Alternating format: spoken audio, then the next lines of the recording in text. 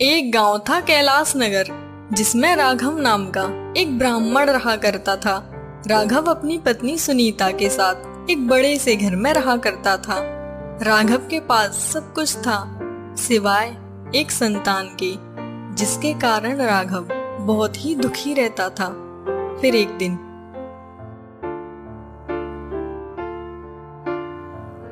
अरे राघव, कहाँ जा रहा है? बस चाचा जी, खेतों तक जा रहा था। अच्छा चल ठीक है, वहां से आते हुए मेरे भी खेत देख कर आना, वो सही सलामत तो है ना? पास ही कुछ बच्चे खेल रहे थे, जिन्हें देखकर राघव बहुत ही दुखी हो जाता है।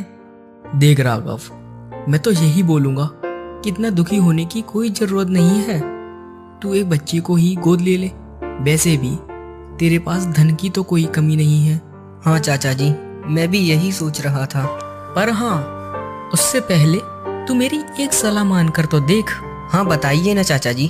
पास ही के गांव में एक बाबा जी रहते हैं जो भविष्य बताते हैं। तू मेरी सलाह मान, एक बार उनके पास तो जाकर देख, शायद उन्हीं से तेरा कुछ भला हो जाए। ठीक है चाचा जी, जब आप कह रहे हो तो एक बार उन बाबा जी के आश्रम भी जाकर देख लूंगा।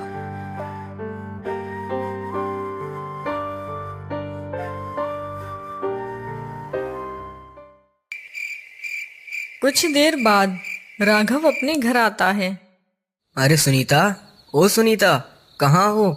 जल्दी इधर आओ। अरे क्या हुआ? इतना क्यों चिल्ला रहे हो? बताइए क्या हुआ? सुनीता, मैं चाचा जी के पास गया था और उन्होंने एक चमत्कारी बाबा बताए हैं। कल हम उन्हीं के आश्रम चलेंगे। ठीक है।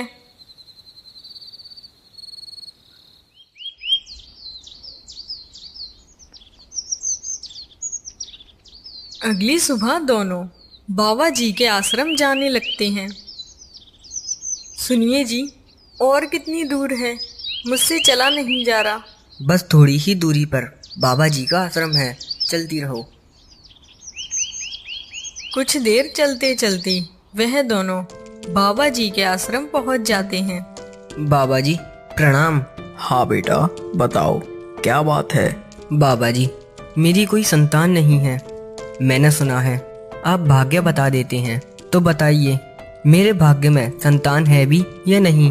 बाबा जी पास ही रखी टोकरी में से एक फल निकालते हैं और कहते हैं, बेटा यूं ही उदास मती हो, ये ले पकड़ फल, इससे अपनी पत्नी को खिला देना। तेरे घर अवश्य ही एक संतान का जन्म होगा। धन्यवाद बाबा जी। यह कहकर दोनों अपने घर आ जाते हैं। सुनीता वह फल खा लेती है और 9 महीने बाद सुनीता के घर एक सुंदर से लड़के का जन्म होता है। बेटे को पाकर राघव बहुत खुश होता है और कहता है, सुनीता, हम इसका भी भाग्य देखने बाबा जी के पास जाएंगे। हाँ, आप सही कह रहे हो। आखिर देखें तो हमारे बेटे के भाग्य में क्या लिखा है।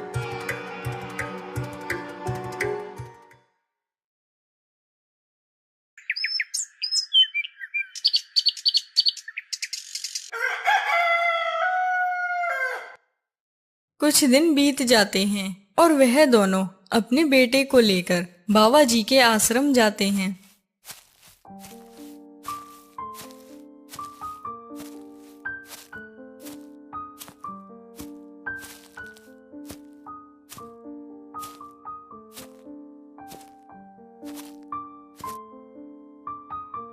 बाबा जी, आपके आशीर्वाद से मेरे घर एक सुंदर सा पुत्र ने जन्म लिया है। आप इसका भी भाग्य बताइए ना। राघव, ये अभी बहुत छोटा है। ये जब 8 वर्ष का हो जाएगा तब मैं इसका भी भविष्य बता दूंगा। अभी के लिए तुम दोनों घर जाओ।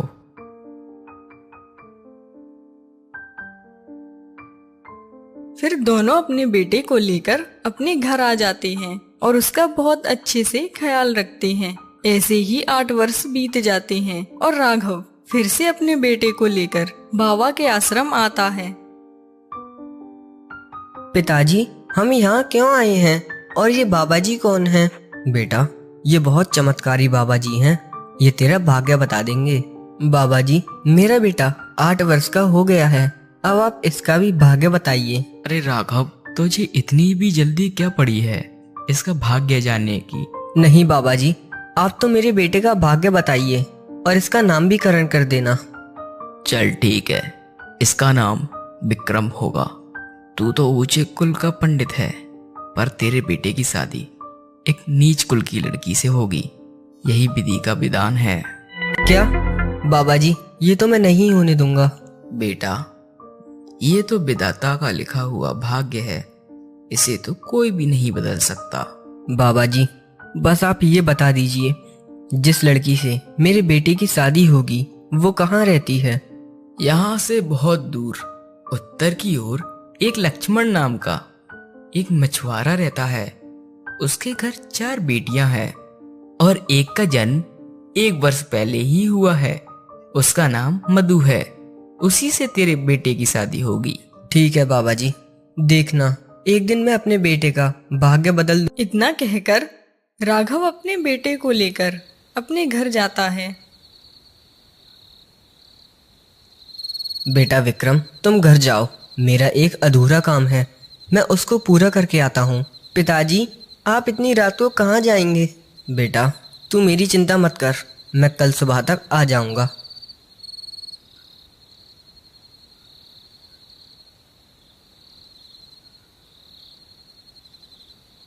कई घंटों तक चलने के बाद वह एक गांव में पहुंच जाता है जिसमें लक्ष्मण रहता था और उसका पता पूछने लगता है। भाई, क्या तुम मेरी मदद करोगे? मुझे किसी का पता पूछना है। लगता है इस गांव में नए हो, चलो बताओ किसका पता पूछना है? क्या इस गांव में लक्ष्मण नाम का एक मछुआरा रहता है जिसकी 4 बेटियां हैं? अच्छा, तो तुम्हें लक्ष्मण का पता चाहिए। वो सामने जो झोपड़ी दिख रही है ना, बस वही लक्ष्मण का घर है। राघव उस झोपड़ी के सामने जाकर आवाज देने लगता है। अरे भाई, कोई है? कोई रहता है क्या इस झोपड़ी में? कुछ देर बाद मछुआरा घर से बाहर आता है। अरे भाई, कौन हो तुम और मेरे घर के आगे क्या कर रहे हो? बेटा, मैं एक चमत्कारी बाबा हूँ। मैं यहाँ से गुजर रहा था और मैंने देखा तेरे घर पर घोर खतरा मंडरा रहा है। खतरा? कैसा खतरा बाबा जी? तेरे घर 4 बेटियां हैं और चौथी बेटी का नाम मधु है। वही खतरे का कारण है। जब तक वो तेरे घर से दूर नहीं जाती तब तक तुझे पुत्र की प्राप्ति नहीं हो सकती। अगर तुझे पुत्र चाहिए तो उस लड़की को अपने घर से दूर करना होगा। अरे बाबा जी, ये आप क्या बोल रहे हो? मेरी बेटी मात्र 1 वर्ष की है, मैं उसे अपने से दूर कैसे कर दूं? अगर तुझे पुत्र चाहिए तो तुझे उस लड़की को दूर तो करना ही होगा। पुत्र तो चाहिए, पर मैं अपनी बेटी को कैसे दूर करूं? आप ही कोई उपाय बताइए। उसकी चिंता तू मत कर, तेरी बेटी मुझे दे दे। वैसे भी मेरे पास कोई पुत्री नहीं है, मैं उसका अच्छे से ख्याल रखूंगा। ठीक है बाबा जी, अगर आप कह रहे हो तो आप मेरी बेटी को ले जाइए। राघव उस बच्ची को ले जाता है और चलते चलते एक नदी के पास पहुंचता है। अब मैं ये बच्ची का क्या करूं? इसे मार भी नहीं सकता, मुझे बाल हत्या का पाप लगेगा। तभी राघव को एक तरकीब आती है। वो बच्ची को एक टोकरी में रखकर नदी में बहा देता है। ये तो मैंने अच्छा किया, अब मुझे बाल हत्या का पाप भी नहीं लगेगा और ये खुद थोड़ी देर बाद डूब के मर जाएगी।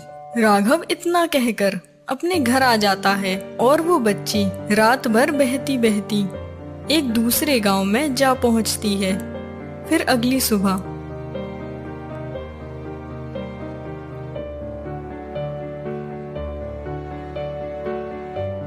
उसी नदी में एक करोड़ी मल नाम का सेठ पूजा करने आता है, जिसकी कोई संतान नहीं थी। वह लड़की बहती बहती उस सेठ के पास पहुंचती है। अरे, ये बच्ची किसकी है? वह सेठ उस बच्ची को उठा लेता है। हे भगवान, ये कितनी मासूम बच्ची है और इसके निर्दयी माँ बाप ने और इसे इस तरीके से नदी में फेंक दिया। बच्ची, कोई बात नहीं, मैं तुझे अपने घर ले चलता हूँ। सेठ उस लड़की को अपने घर ले जाता है।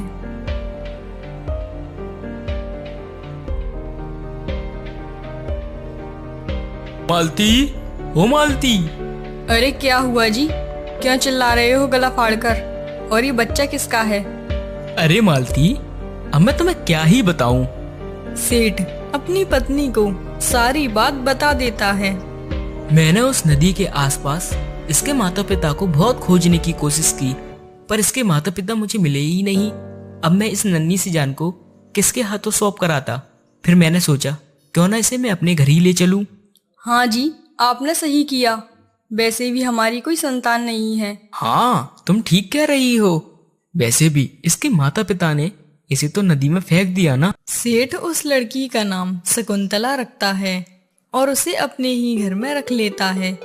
16 साल बीत जाते हैं और शकुंतला बड़ी हो जाती है। शकुंतला बहुत ही सुंदर और संस्कारी होती है। सुनिए जी, अब हमारा बेटा विक्रम बड़ा हो गया है, इसके लिए रिश्ता देखिए ना। हाँ भाग्यवान, तुम सही कह रही हो। मैं विक्रम के लिए कल से ही रिश्ता देखूंगा। आज तो मैं किसी काम के सिलसिले से बाहर जा रहा हूँ, कल तक वापस आ जाऊंगा। ठीक है, जाइए।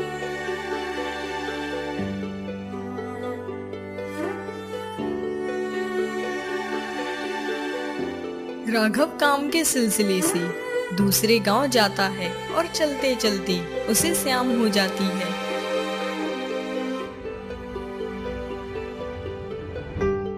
अरे रात होने वाली है और अब मैं किसके घर रहूंगा?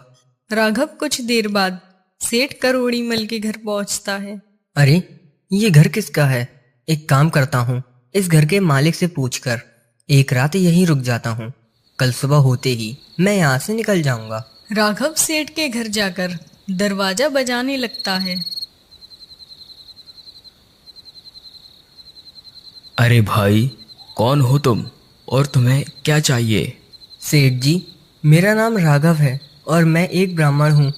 मैं दूसरे गांव से आया हूँ। मैं किसी काम के सिलसिले से इस गांव में आया था और अब रात हो गई है। क्या मैं एक रात तुम्हारे घर रुक सकता हूँ? कल सुबह होते ही यहाँ से चला जाऊँगा। अरे पंडित जी, आप कैसी बातें कर रहे हो? आप हमारे घर आराम से रुकिए ना, कोई बात नहीं है। इतना कहकर सेठ राघव को अपने घर के अंदर ले जाता है। अरे पंडित जी, आप यहाँ बैठिए। अरे बेटा शकुंतला, जा एक गिलास पानी लेकर आ। कुछ देर बाद शकुंतला पानी लेकर आती है। अरे सेठ जी, ये आपकी बेटी है क्या? हाँ भाई, ये मेरी बेटी है और इसका नाम शकुंतला है। राघव शकुंतला को देखता है और उसके मन में विक्रम की शादी का ख्याल आता है। अरे वाह, कितनी सुंदर और सुशील कन्या है। क्यों ना मैं इससे अपने बेटे विक्रम की शादी करवा दूं। अरे भाई, किस सोच में पड़ गए हो? अरे सेठ जी, आपकी बेटी कितनी बड़ी हो गई है, आप इसकी शादी क्यों नहीं कर रही हैं? अरे पंडित जी, मैं एक अच्छा सा वर तो देख रहा हूँ, मिल ही नहीं रहा। अरे सेठ जी, आप चिंता क्यों करते हो? मेरा एक बेटा है, 20 वर्ष का है, बड़ा ही संस्कारी है। आप चाहो तो अपनी बेटी की शादी मेरे बेटे से कर सकते हो। हाँ, तुम्हारी बात सही है, पर इसके लिए हमें तुम्हारा तो बेटा देखना होगा। फिर सब सो जाते हैं और अगले दिन राघव अपना पूरा काम करके अपने घर चला जाता है। जी आप आ गए, चलिए मुंह हाथ धो लीजिए, मैं खाना लेकर आती हूँ। राघव अपनी सारी बात सुनीता को बता देता है।